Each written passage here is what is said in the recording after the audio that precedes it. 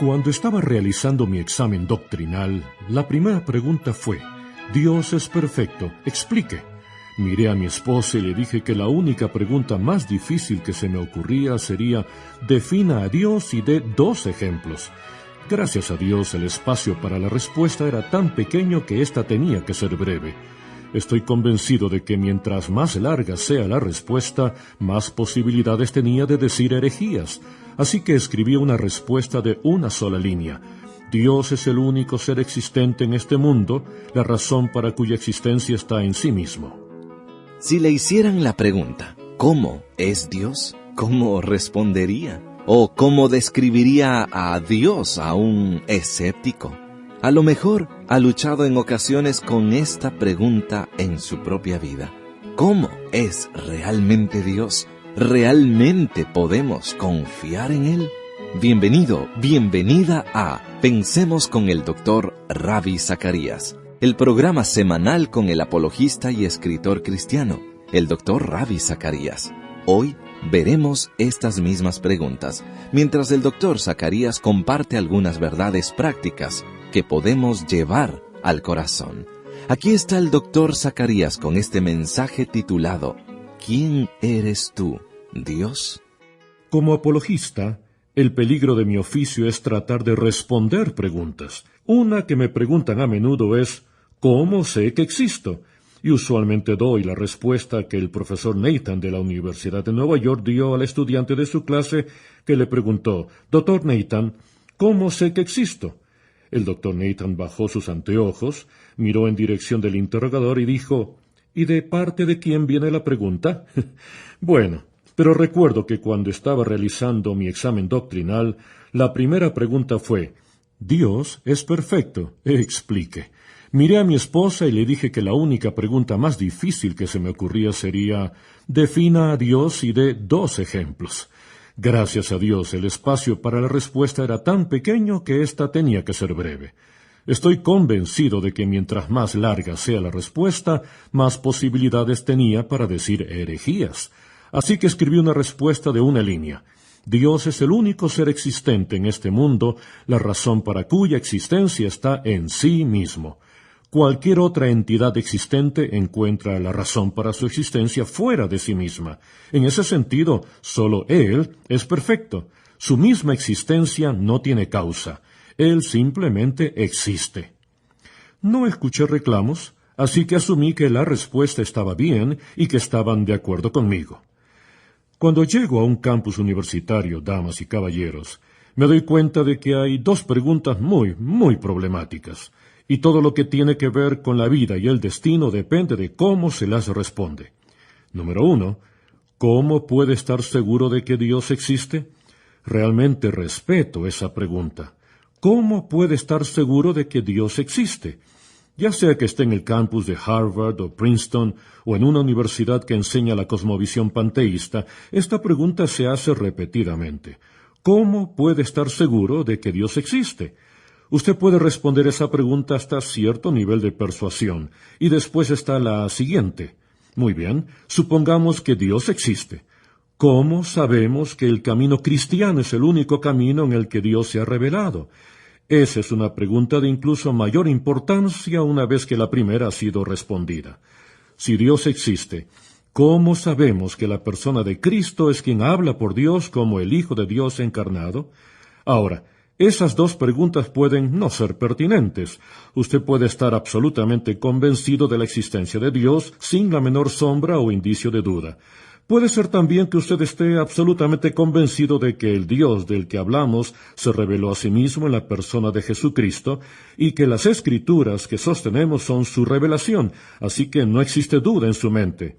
Pero hay una tercera pregunta que sin duda incursiona en su forma de pensar, especialmente si las cosas no están sucediendo según los planes que usted hizo para su propia vida.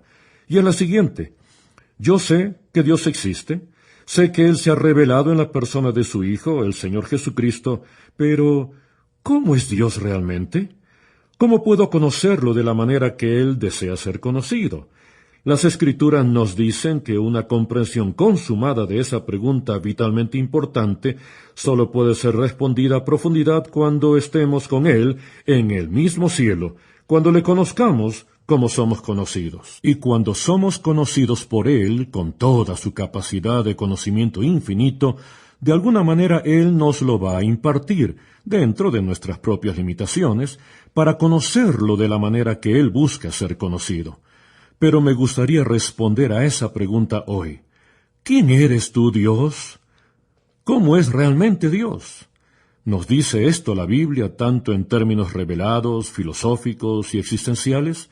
Esa es la pregunta que voy a intentar responder, y utilizaré como texto base el remoto pasaje en el segundo libro de Crónicas, capítulo 20. Aquí tiene a un hombre como Josafat, que está a punto de enfrentar a los moabitas. Enfrentará a ese enorme ejército y reúne a todo el pueblo de Israel, y lo primero que hace es algo muy razonable. Llama a su nación a inclinar sus cabezas en oración, y él clama: «Oh Dios, deseo hablar contigo. ¿Responderás mis preguntas?» Esta no es la primera vez en la historia en la que un enemigo se acerca y el líder cae sobre sus rodillas.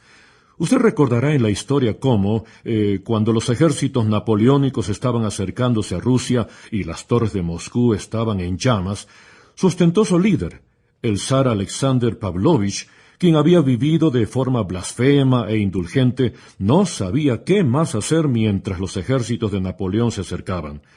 Él fue a San Petersburgo, a una iglesia que todavía existe. Se postró delante de Dios y clamó a Dios para que intervenga milagrosamente a favor de su nación. Y de una manera extraña, Dios respondió, enviando a ese profeta menor, realmente pequeño, el invierno. Sí, y el invierno se encargó de los ejércitos de Napoleón que comenzaron a retirarse.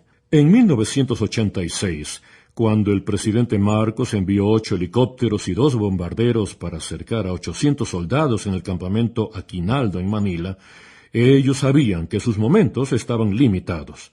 Hablé con el general que estuvo allí y me contó exactamente lo que sucedió. Mientras esos 8 helicópteros se acercaban y los bombarderos comenzaban a rodear a los 800 soldados, él dijo: «Abrí mi Biblia en el Salmo 91 y comencé a leer.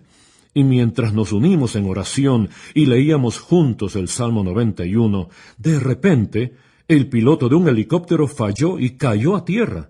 Después 2, después 3, y todos los 8 helicópteros y los bombarderos. Y el resto es historia. La revolución tomó rasgos pacíficos y esa oración fue respondida de una manera muy dramática. Así que no es la primera vez que esto ocurre. Pero lo extraordinario que vemos aquí no es tanto que Josafat ora, sino que su oración es una serie de preguntas. Y aquí levanto 3 de esas preguntas para usted. La primera pregunta es esta: ¿no eres tú? Y él llena sus ideas con descripciones de quién es Dios. Después él dice: ¿no fuiste tú? Y él llena ahí los espacios en blanco. Y la tercera pregunta es: ¿acaso no vas? Permítame enfocarme en estas 3 preguntas para ver cuán bien pueden ser respondidas en el tiempo que tenemos aquí. Número 1. ¿No eres tú? Si usted estuviera orando en este momento y escribiera estas palabras en una hoja de papel: «Oh Dios, ¿no eres tú?», ¿cómo llenaría el resto de la oración? ¿Cómo describiría a Dios si se tomara solo unas pocas líneas para decirlo? No sé si alguna vez le han pedido que haga esto. Es una de las experiencias más asombrosas que se puede tener.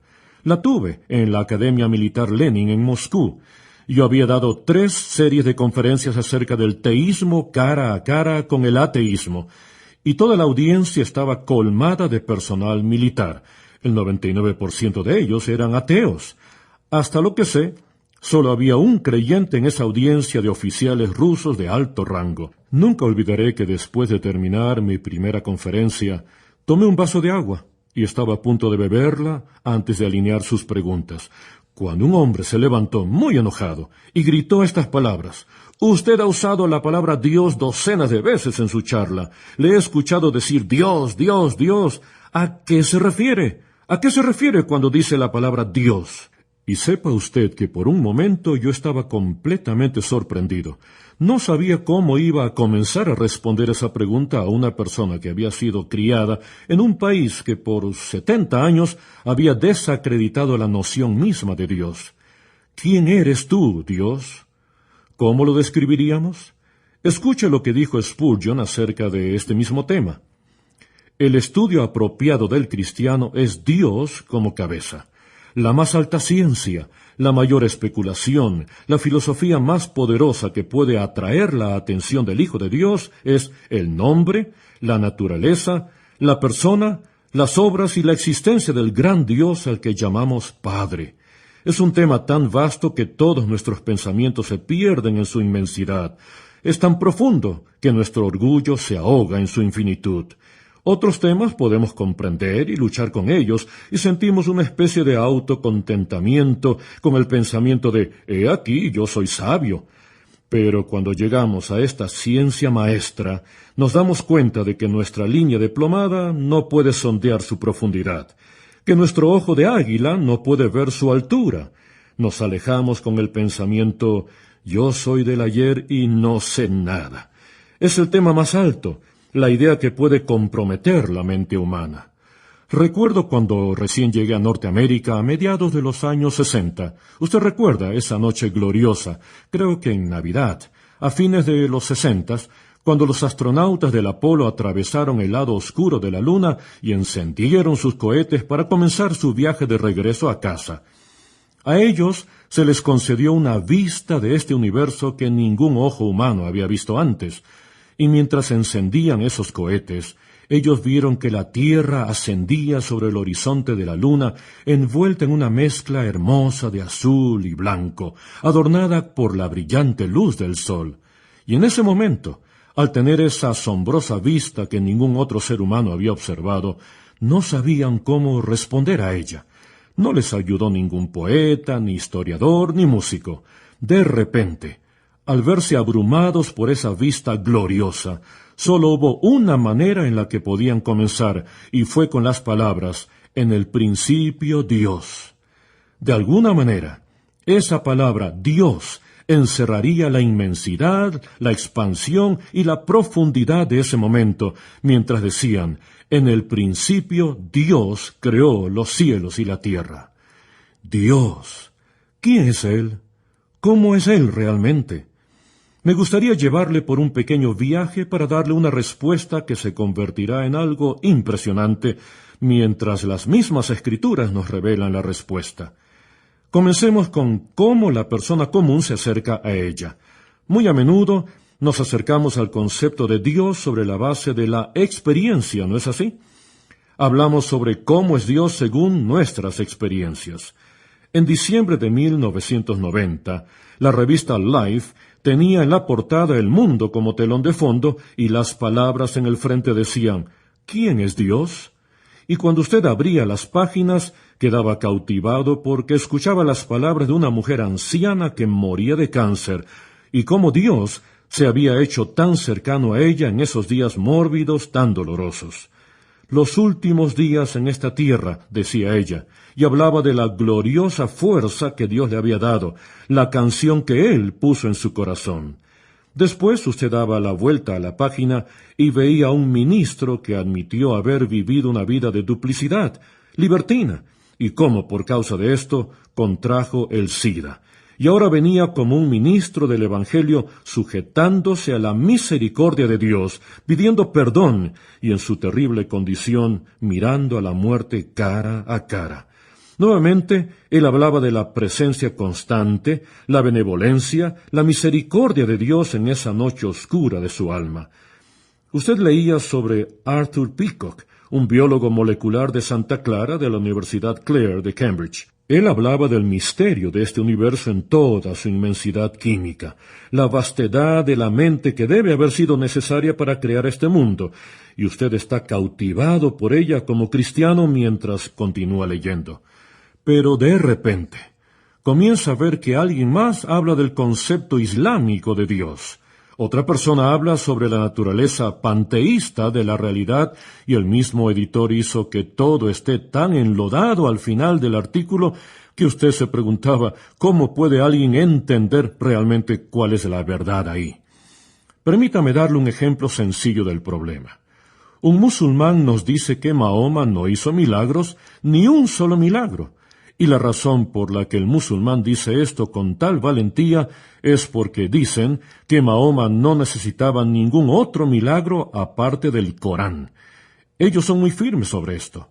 El Corán es milagroso, con tal esplendor consumado, según dicen, que Mahoma no necesitaba ningún otro milagro para autenticar su llamado profético. Pero aquí está el problema. Para entender la naturaleza milagrosa del Corán, usted debe ser experto en árabe. ¿Cómo se puede afirmar un milagro que ni siquiera se puede entender lingüísticamente? Si usted está de pie frente a una audiencia islámica, ellos le preguntarán si usted lee árabe. No. Si usted no lee árabe, ¿cómo sabe que el Corán es milagroso? Ahora vamos a las escrituras hinduistas. Shankara, el principal filósofo hindú, dice que usted ni siquiera puede interpretar los Vedas a menos que haya nacido como un brahman. Ahora, si un musulmán y un hinduista se encuentran, ¿por dónde comienzan? El hinduista no entiende árabe y el musulmán no nació como un brahman. Así que usted ve, se llega a Dios puramente desde algún punto de vista existencial, y usted termina con una contradicción tras otra. Usted ni siquiera puede empezar. Entonces, usted va donde el filósofo, y el filósofo trata de ayudarle. Trata, dije, porque él sube cada vez más alto por la escalera de la abstracción. Recuerdo haber leído ese libro brillante escrito por J.P. Moreland, uno de los principales filósofos cristianos de nuestro tiempo, brillante en su defensa de la fe cristiana en su debate con Kiel Nielsen, un ateo de la Universidad de Calgary, en Alberta. Y J.P. Moreland apiló argumento tras argumento, dato sobre dato, apiló ilustración sobre ilustración, una proliferación de argumentos clásicos y actuales que fueron puestos sobre la mesa para defender la existencia de Dios. ¿Sabe lo que hizo Kiel Nielsen con todo eso? Lo hizo todo a un lado, al ignorarlo completamente, y después dijo, «Tengo una pregunta para usted, señor Moreland, y nada más. Una pregunta para usted». Él dijo, «Mire, si yo le digo, señor Moreland, Luis hizo esta pizza, y usted me dice, ¿dónde está Luis? Y yo le respondo, ahí está Luis. Ahora usted me dice, Dios hizo este mundo. Yo le pregunto, ¿dónde está Dios? ¿Podría mostrarme a Dios así como yo le he mostrado a Luis?» La discusión se volvió insípida. Se convirtió en algo ridículo. Pero hay muchas mentes que se rinden ante esa clase de presuposición. Yo le digo, como pensador cristiano que soy, que muchas veces usted lee y cierra los libros y dice, «Señor, espera un minuto. Tú eres el único que nos dijo que para entrar al reino de los cielos se debe ser como un niño pequeño. ¿Cómo puede ser que los más sofisticados filósofos no parecen ser capaces de entenderte?» Usted va de la experiencia hacia la filosofía, y ahora va a las Escrituras, y usted ve 4 palabras que sobresalen de las mentes teológicas del pasado y el presente. Usted ve que a Dios se le describe en estos términos. Dios es soberano, Dios es santo, Dios es omnisciente, Dios es inmutable o incambiable. Amamos esos términos. Dios es soberano, Dios es santo, Dios es omnisciente, Dios es inmutable. Póngase ahora en el lugar de un escéptico y dígame si estas palabras significarán algo para ese escéptico. Permítame darle un ejemplo. Recuerdo que estaba viajando a Europa una vez por avión y vi en la primera plana de un periódico la historia del conductor de un camión que casi mató a su esposa, y la razón para hacerlo fue una historia absurda.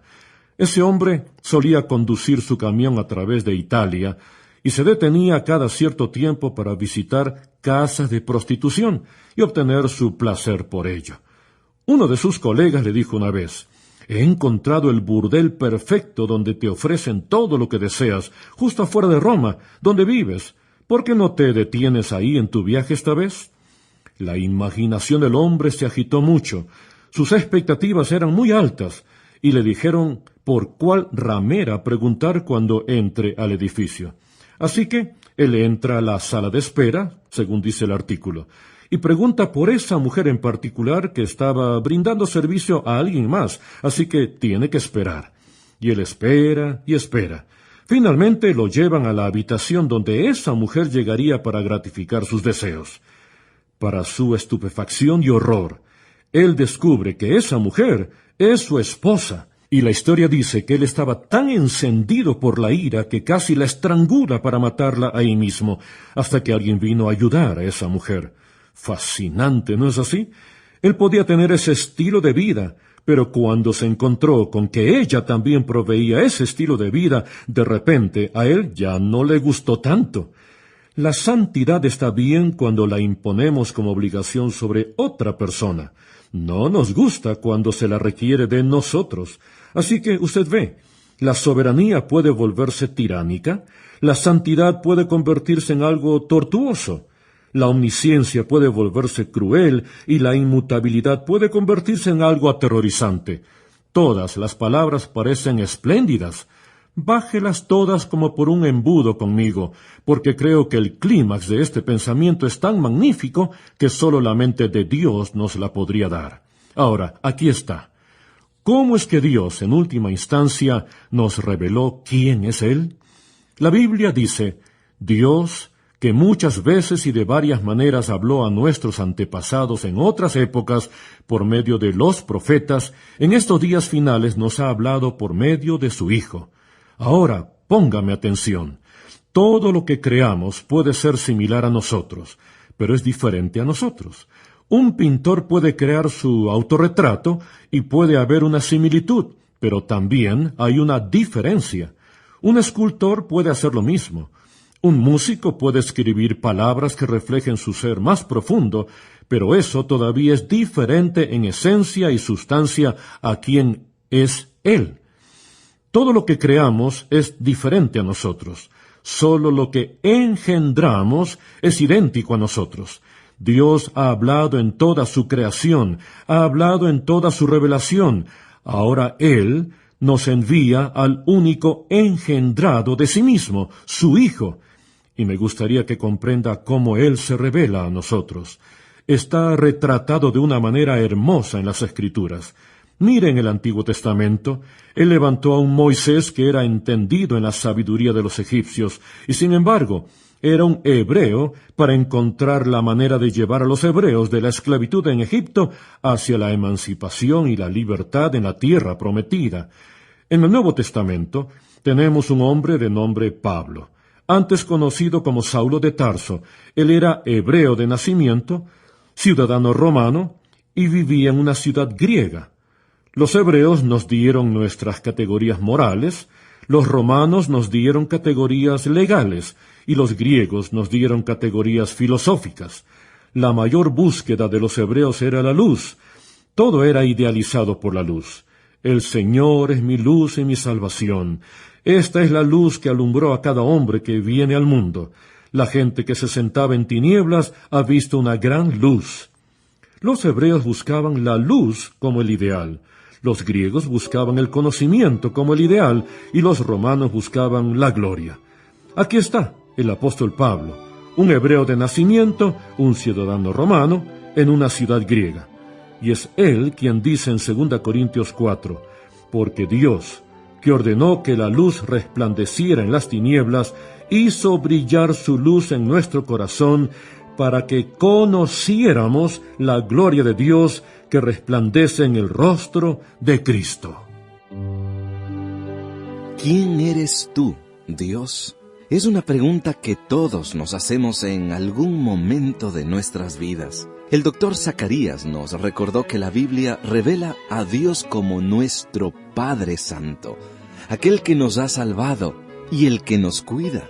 Se nos enseña que busquemos a la persona de Cristo para encontrar la respuesta. Como el apóstol Pablo lo escribió, la luz del conocimiento de Dios se encuentra en el rostro de Jesucristo. Si desea más información sobre este mensaje, visítenos en www.rzim.org.